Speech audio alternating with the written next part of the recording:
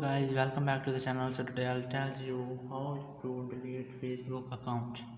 For this you just have to open your Facebook app, and here you just have to tap on the three horizontal line. Just tap on it, and now you just have to scroll down and look for setting and privacy. Just tap on it and then tap on setting, and here you can see the option of account center. Just tap on it and then tap on personal details.